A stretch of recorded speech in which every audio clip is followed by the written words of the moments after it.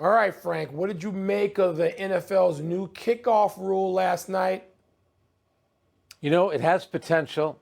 I tend to lean towards really liking it for a number of reasons. Now, when you first see it, I told you this before, it kind of looked like a new Olympic sport, maybe a combination of NFL football and rugby 7. But I think it's going to accomplish two goals. They want more kickoff returns, which you're going to get, and I think it will cut down on injuries. So it's going to put a little bit more excitement back into the game. No one wants to see the kickers after, to kick off the game or the second half, pounding the ball into the end zone and, the offense marching onto the field without getting to see a kickoff return. So I think the NFL did a smart thing. I think they were pretty toward liking it, Frank. Yeah. I want to see the kickoff, too. I grew up with Gale Sayers, and then as an old man had Devin Hester. So to me, Hall of Famer now, Devin Hester and Hall of Famer Gale Sayers, the kickoff is just one of the most exciting things in sport. You want to return the kickoff alone, you just move the kicker back to the 10-yard line. And that's simple. That's easy. So I don't want to hear about safety, and they do too many other things like adding games that speak to just the opposite. I think they can tweak this. I don't know if they can separate the two sides more. Coaches will be innovators. There'll be people who come up with ways and personnel to make this work, I think.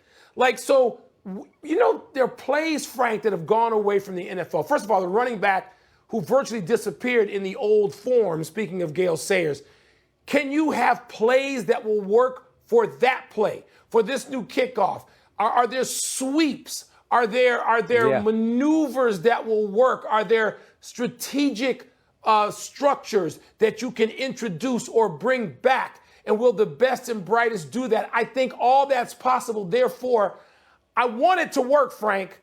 But again, if you move the kicker back to the 10 and say, let's go, you're going to get more kick returns. And you'd have Devin Hester these days probably having 10 more returns for touchdowns. Yeah, and Devin Hester said that after the game. He was surprised that there weren't more run backs. I mean, Devin, congratulations on the Hall of Fame. That's not a Hall of Fame take. It's one game. There are only 8 of them in the first preseason game, and no one's going to tip their hand. They're going to wait until the regular season to put in some of those plays you mentioned. And remember, last year, 73% of all kickoffs were touchbacks. That was the most since 1970. That's when a young Michael Wilbon, was watching Gale Sayers back with the Chicago Bears. That was a long time ago. Great player, though, Gale Sayers. It's been a while. That's it.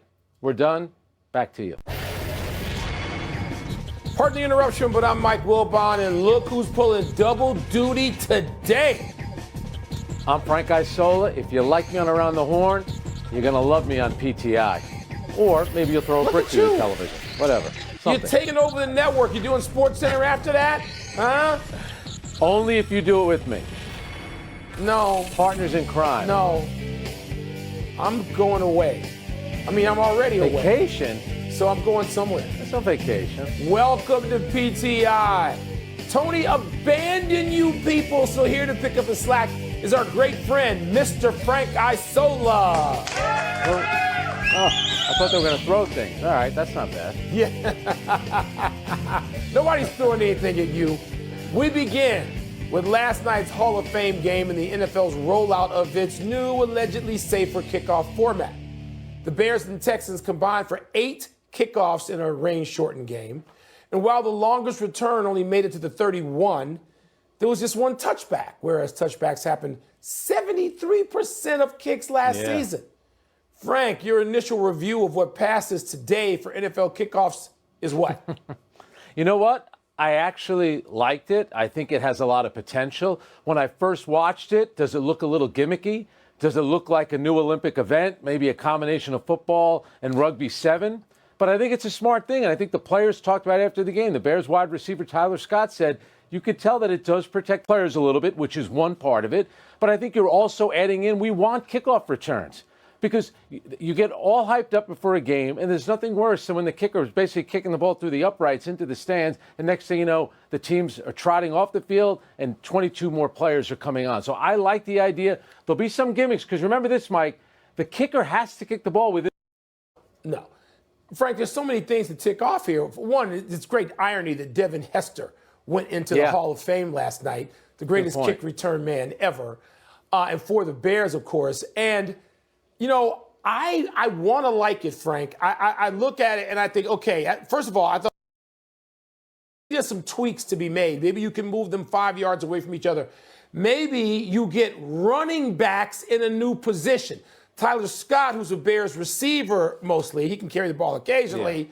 Yeah. I hope he likes it because he may be on that duty with a full wide receiver room in Chicago.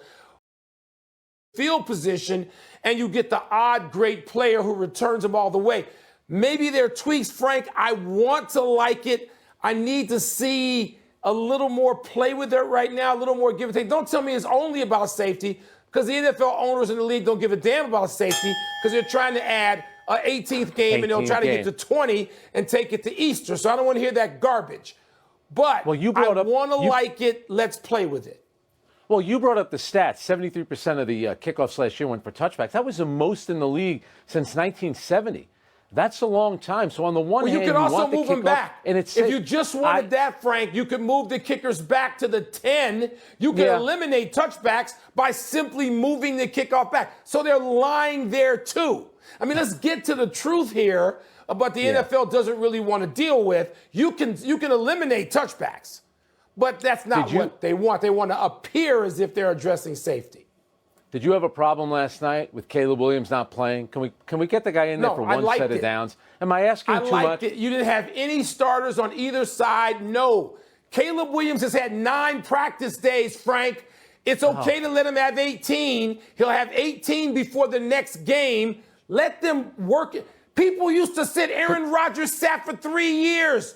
Caleb Williams can't sit for 9 days? Come on now. He's the number 1 overall pick. Why are you telling me to buy a ticket for the game if I'm not going to see the number 1 overall pick? Then don't buy the damn ticket. As a coach, that's not my concern. Stay home. One series. All right, we got more from Chicago. Stay home. Where, guess what? The White Sox, they couldn't lose last night. That's because they didn't play. But they're back on the field tonight in Minnesota where they could lose. Get ready for it. Their 18th game in a row.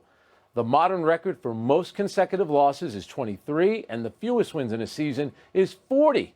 With both records within reach, Mike, do you find tracking the White Sox futility to be compelling? No. And this is very personal for me. It's not a professional decision. Anybody who's watched this show over any period of time knows I'm a Cub fan. That's what my loyalties are. But I grew up on the south side of Chicago with a father who's a White Sox fan. And I went to that ballpark more than anywhere my whole life. I didn't go to Bears games and Blackhawks games. I went to White Sox games first and foremost. And Michael Reinsdorf, who's the son of the principal owner, Jerry Reinsdorf, is a personal friend and has been for a while. So this is personal for me. And I'm not going to get joy out of it. I don't want to track it. I really don't even want to acknowledge it. It's awful. I've said since like the second week of the season, this is the worst baseball team, Major League Baseball team, Frank, I've ever seen. And they're just a couple of years removed from having so many good prospects that responsible people who follow Major League Baseball every day had the White Sox going deep into the playoffs. Just a couple of years ago, they hired Tony La Russa. They were going to make a run in Jerry Reinsdorf's senior years. And I'm a Cub fan, but I cheered this. I don't hate the White Sox. I don't ever root against the White Sox. But this is, Frank, they're the worst ever. Yeah, well, they have a chance to eclipse the 62 Mets, which is, that's the standard for futility. That's ever. One of my first beats, I covered a Met team that lost over 100 games. And when you get to this point in the season, when it's August, especially in an Olympic year, but you have football starting up, college football, and that's really the only thing going. Everyone wondering if you're going to get to 100 losses, or in this case, maybe 121, 122, or 123 for the White Sox. And remember this, too, about the players. These guys have worked hard to get to this point, and it becomes embarrassing. And think of the people that work in that organization when this is what you're going to be known for. But guess what, Mike? It's going to be a story. What's going to keep the White Sox? And look how they've done against the Minnesota Twins. The Twins are 9-1 against them this year. Their schedule is the 15th toughest schedule remaining in baseball. And with the trades that they made, there's a very good chance they're going to get to this record, if you can believe it. Frank, I know it is. Look, I'm out here in Arizona where I spend a lot of time, live part of the time, and the White Sox have a great presence because their spring training site is here. Yep. And so there are people like Jermaine Dye and Paul Canerico who've been neighbors, who are attached to a great White Sox team One that won a championship. Kenny Williams, Yeah. a dear friend. So no, I am not reveling in any White Sox misery. And again, to Michael Reinsdorf, I saw him recently. We sat and chatted about everything in the world you can talk about except the White Sox. Tracking, not me. Just not doing it. Yeah. And now, to Mike Trout's future. The Angels have shut down their star center fielder for the rest of the season following a second meniscus tear in his left knee. Trout has missed big chunks of the past 4 seasons. But Angels GM Perry, and I'm going to probably get this wrong, Manazian, maybe it's Manazian. You say Manazian, I say Manazian, said, quote, no one cares more than he does. He's going to come back. He's going to win the MVP, and he's going to hit 70 home runs. Book it. Close quote. Yeah. Please stop. How do you feel, Frank, about Manazian's prediction? Yeah, I'm not going to take a stab at that name either, but he seems like he's trying to talk this into existence. You mentioned a big chunk. With the 133 games that Trout is going to miss this season, it's 359 over the last 4 years. And you start thinking about great players over the last 30, 40 years who might have had great careers sidetracked to injury. I think of 2 guys here in New York.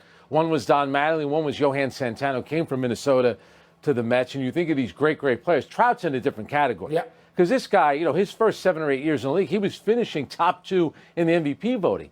But injuries have become a big part of it. Here's what he has on his side, though. On Wednesday, he's going to turn 33. So in theory, he's still young enough. I wonder, though, Mike, you tell me. He's got 6 years left on the contract. You're the Angels. You got nothing for Ohtani. You're not getting anything out of Mike Trout. Would you consider trading him? I know a bunch of teams on the East. He's from Vineland, New Jersey. I bet you the Phillies might be interested. Maybe at this point, the best thing for both him and the team might be to move on at some point, as opposed to thinking he's going to hit 70 home runs next year. Frank, first of all, when I heard that, I just shuddered because he's trying to maybe prop his guy up and make him feel better after meeting or talking with him. And you just want to say, shh. Don't do this. Don't say that. You're putting now weight on him when that's the last thing he needs. A couple of things. I hear meniscus, and when you're a Chicago boy like me, you think about Derrick Rose, who won an MVP, didn't finish just second or third, won it.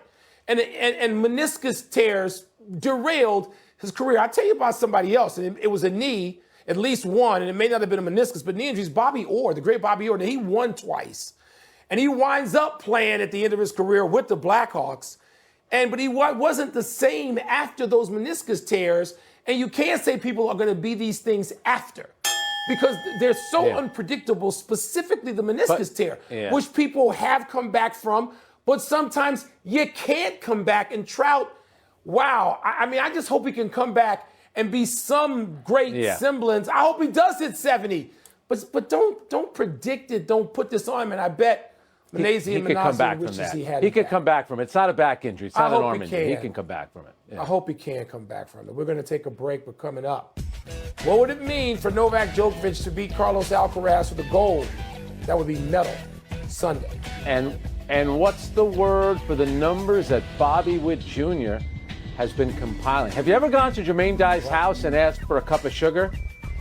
Paul Konorko's house? I could. We're How neighbors. How about that name dropping?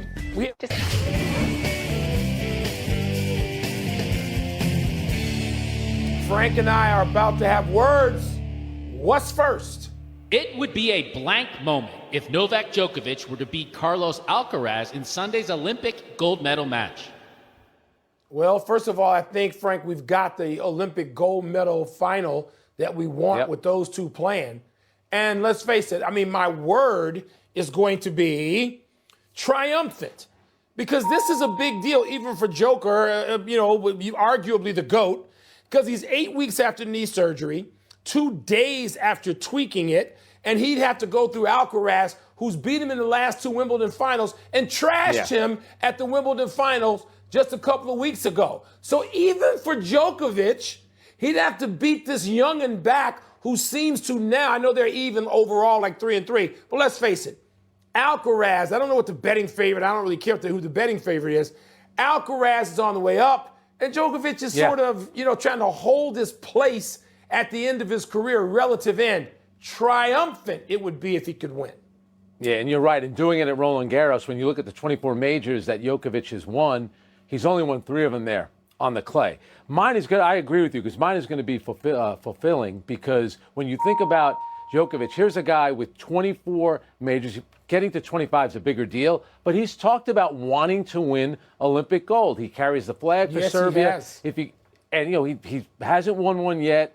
He even said this season, he said, my priority, my goal this season is to win Olympic gold medal. So here's his opportunity. If he does it against Alcaraz, I think it's going to be really difficult to do for the reasons you listed. Got crushed by him at Wimbledon. It's the better surface for Alcaraz. I would think it would be even a bigger deal if it were a year where Djokovic was winning the Grand Slam and then also got the Olympic. They call it the Golden Slam. Steffi Graf's the only one that's ever done that, all the way back in '88.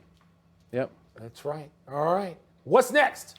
It's blank that Bobby Witt Jr. is the first Major League player in history to go 20-20 in his first 3 seasons. All right, Frank, I'm going to go old man, get off my lawn. It's irrelevant. The 20 stolen bases particularly are irrelevant. Here's why it's irrelevant. Pete Crow Armstrong, who hasn't even played the whole season with the Cubs, just stole his 21st base this afternoon, 21 for 21. So don't tell me stealing 20 is relevant. Here's what's relevant, and here's what points to Bobby Witt's greatness. He's hitting .350 to lead in all of Major League Baseball. Yeah. Nobody's close to him. He's hit .489 in July. The last 2 weeks with runners on base, Frank, this is a Little League stat I'm about to give you. He's hitting .778. Come on. That's not even possible. It looks like a mistake. I mean, he is so great, Bobby Witt Jr., but let's not reduce it to, he's 20 for 20 in the last 3 seasons and he's got 20 homers. Stop. Let's look at the big picture and the big numbers which underline and underscore his greatness. Well, then how can your word be irrelevant? It should be valuable as maybe most valuable. Maybe Aaron Judge will get it, maybe Soto, but Witt Jr. will have a chance here. Look at the numbers you just mentioned. You're dismissing it. It's in the history of baseball, Mike. We're talking 121 years. Mike, everyone else has had a chance to do it. One guy has done it. So it actually means something. And you mentioned the numbers when he's hitting in July. Remember this, too. He finished second in the home run derby. How many times have we heard guys say, it's July, I was participating in home run derby, my bat's slowing down, that's why I'm struggling. This guy's actually elevating his game, and they're also winning. They're 12 games over 500. They've won 4 in a row. Measurements. Valuable, because it puts them in the MVP race. Yes. There are other measurements, not, 2020 because it's 3 straight years or 5 straight years, or before he turned 21, or which ballpark he did in the shade on a Tuesday. Stop. That's the final word. Let's take one last break, but still to come. Leon Marchand does it again for France. Irrelevant. We're about to go on vacation. That's not irrelevant. And a thrilling finish to the men's 10,000 meters today. Wait till you see this. Mike was all over. That was relevant, okay? That's relevant. That was good. One of the great sporting events. I mean, the people turn off the damn 3-on-3.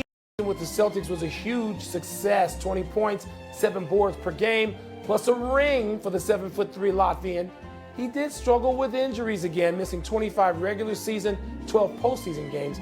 But he played in the clincher against his old team, the Mavericks, and Porzingis is now spending the offseason recovering from surgery he had to address that rare leg injury he suffered during the finals.